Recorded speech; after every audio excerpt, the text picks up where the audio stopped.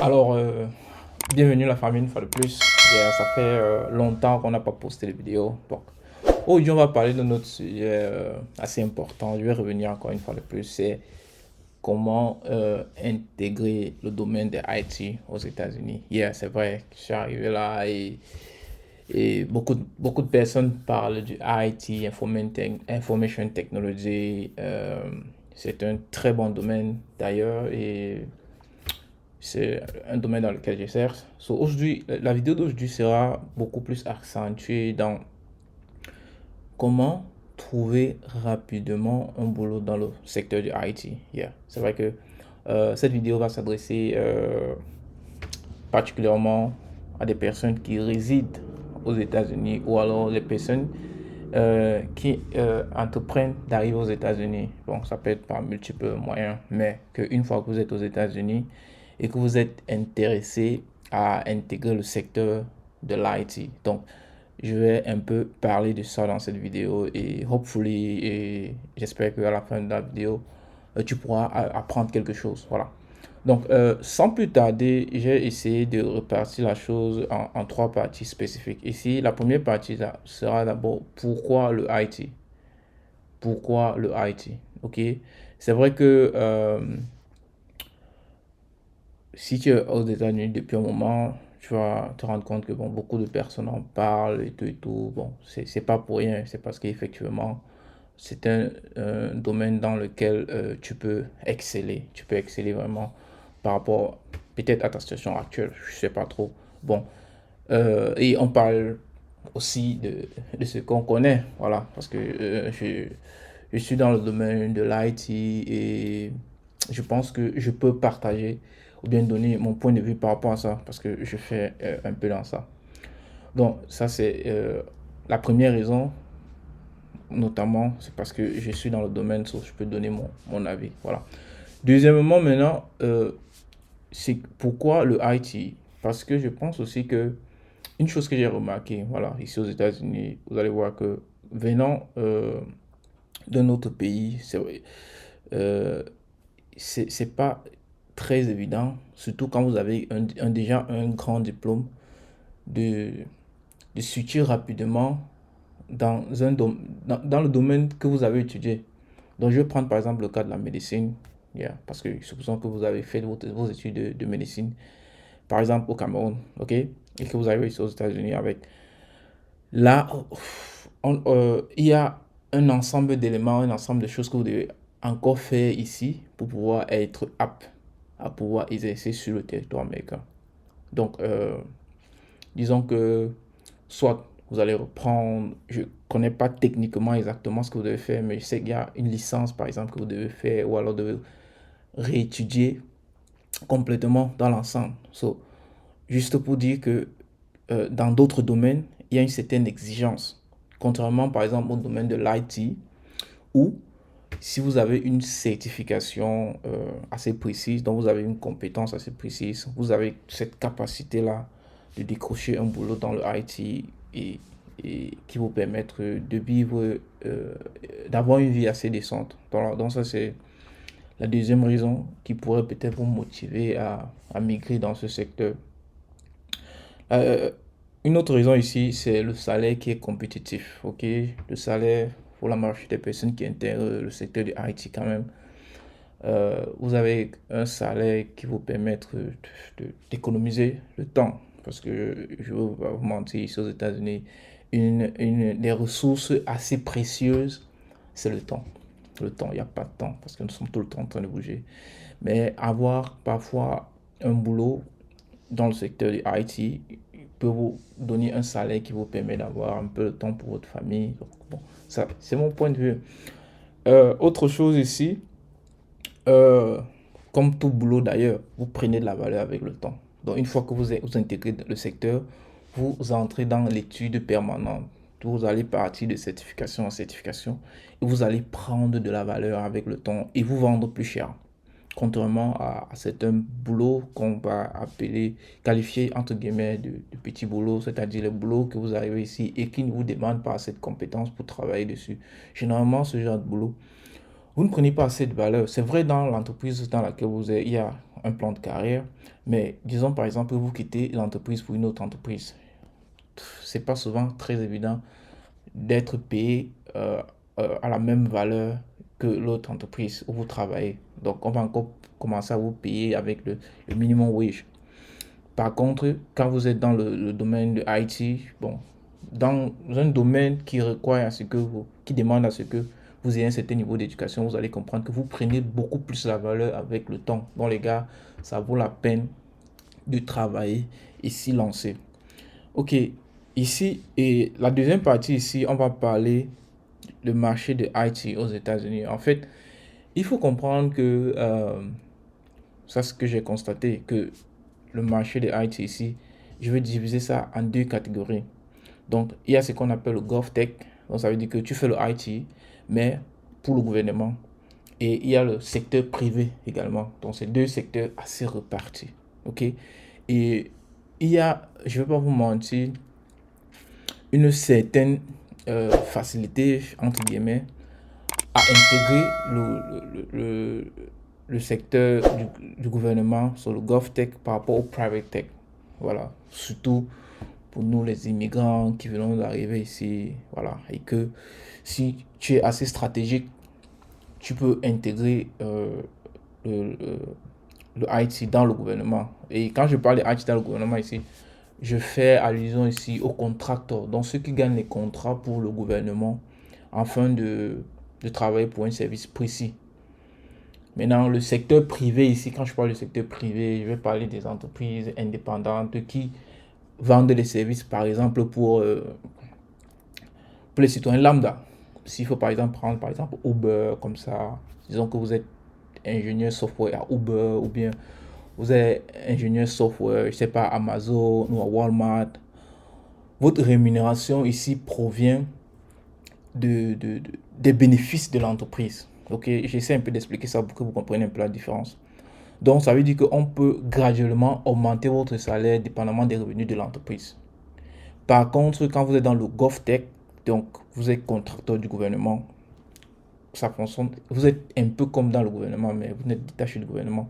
Dans le sens où c'est les taxes, c'est l'agence, c'est la caisse du gouvernement qui alloue un certain montant à votre entreprise pour votre contrat et c'est de là qu'on vous paye. Ok, vous comprenez qu'il y a une certaine sécurité là-bas. Sécurité entre guillemets, parce qu'une fois que le contrat est terminé, peut-être il faut encore renouveler le contrat. Mais sauf que c'est un montant qui est déjà bloqué sur le côté pour que vous puissiez réaliser ce contrat. Contrairement par exemple à une entreprise privée qui peut-être à cause de la fluctuation des entrées et des sorties peut venir discuter, renégocier peut-être votre salaire, vous dire ok par exemple. Et autre point ici, il y a aussi, c'est une réalité, le problème je veux dire quoi, euh, je vais articuler ça comment, disons que, supposons que vous travaillez par exemple pour le secteur privé, ok, et que même vous êtes chef d'entreprise et vous voulez recruter quelqu'un, forcément vous allez essayer de recruter la personne la plus qualifiée pour pouvoir maximiser le gain, ok, parce que là, disons par exemple, ok, je peux recruter deux personnes ici pour faire le boulot. Et, ou bien trois personnes qui vont faire ce boulot-ci et les payer, je sais pas, chacun 100 000. Et de l'autre côté, je peux payer une personne qui peut faire le boulot et lui payer, je sais pas, peut-être même 200 000. Ça, c'est le côté privé. So, on va maximiser le recrutement dans la compétence plus. Je veux dire ça comme ça. Peut-être par contre, dans le gouvernement, bon, ils vont essayer parfois de recruter le maximum de personnes pour juste pouvoir faciliter la résolution du problème ou bien du contrat.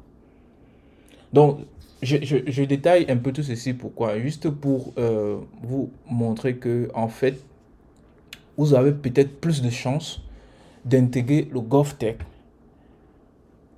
pour vous qui êtes par exemple immigrant ou pour toi qui veux transitionner dans le domaine de IT parce que supposons que tu n'as pas assez d'expérience, tu as plus de chances qu'une entreprise dans le GovTech te recrute qu'une entreprise simplement privée. Donc ça, c'est mon analyse. Parce que là-bas, ils vont te recruter et te former pour une tâche précise que tu peux faire et peut-être prendre la valeur avec le temps. Voilà. Donc, le troisième point ici, là, je vais dire, je l'ai essayé, là, je l'ai capturé un peu comme une question, voilà. Est-ce que c'est facile d'intégrer le secteur du IT? Est-ce que c'est quelque chose qui est vraiment facile? Est-ce que c'est facile de le faire? Parce qu'une chose que j'ai constatée ici, c'est, bon, il y a des personnes qui sont dans le business ici, ils disent, oh, dès que vous arrivez ici, là, vous venez me voir, je vais vous faire intégrer le domaine du IT, c'est très facile et tout et tout. Est-ce que c'est vraiment facile comme les gens le disent? Yeah, je vais dire oui et non. Ok? Oui et non. Oui, pourquoi? Comme je vous ai dit un peu plus haut, vous n'avez pas besoin d'un long diplôme pour intégrer ce secteur. Ça, c'est le bon côté. Notons que ici aux États-Unis, par exemple, la majorité des personnes ici doivent, par exemple, aller prendre un student loan, faire des longues études pour pouvoir avoir un certain type de boulot que je vais appeler ici les hard qualifying jobs, donc les jobs qui demandent un certain niveau de compétences.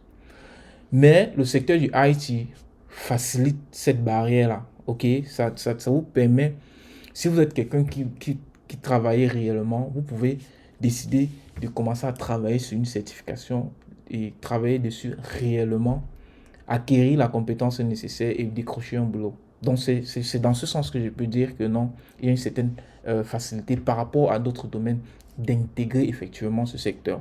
Ok, il faut qu'on reste clair là-dessus. Facile, c'est pas que non, je vais faire une ou deux certifications et je vais directement trouver le boulot. Parce que là aussi, je vais attirer l'attention des gens parce que il y a beaucoup qui partent faire la certification pour passer et au détriment de la connaissance qu'il faut acquérir pour pouvoir passer la certification. Et après, ils ne réussissent pas à trouver le boulot. Ça, c'est un problème parce que vous êtes parti avec eux dans votre mental que non, dès que vous avez la certification, vous avez le boulot. Non. Il y a un niveau de compétence basique qu'il faut accompagner avec votre certification pour que vous soyez crédible devant le recruteur ou bien devant l'entreprise qui va vous prendre. Donc, c'est dans ce sens que je dis que non, par rapport aux autres, yeah, c'est quelque chose qui pourrait être assez plus évident par rapport aux autres. Non. Maintenant, le non, je redis encore le non ici, c'est juste parce que si tu n'es pas quelqu'un qui est vraiment déterminé à travailler et à mettre, euh, à faire le travail qu'il faut, sans te mentir, ça ne sera pas possible. C'est pour ça que tu vas voir dans ce voyage, il y a des personnes qui s'en sortent et d'autres qui disent que non, tout ça c'est du scam, c'est pas possible et tout ça. Parce que quel est le sacrifice que tu as mis derrière? Ok? Parce qu'il faut faire un travail. Il faut faire un travail. C'est très, très important. Il faut faire un travail derrière. Ok, disons par exemple, ok, vous devez euh, faire une certification. Avec quelle détermination est-ce que vous vous êtes lancé dans cette certification? C'est parce que c'est pas quelque chose de facile pour la majorité des personnes qui veulent transitionner. Disons que vous êtes en train de faire un petit boulot, vous n'allez pas laisser votre boulot, mais vous devez à la fois travailler sur votre certification et en même temps, ok, travailler sur votre petit boulot ou bien votre boulot pour payer vos factures. Et ça demande à ce que vous vous impliquez réellement pour pouvoir comprendre la chose. Voilà.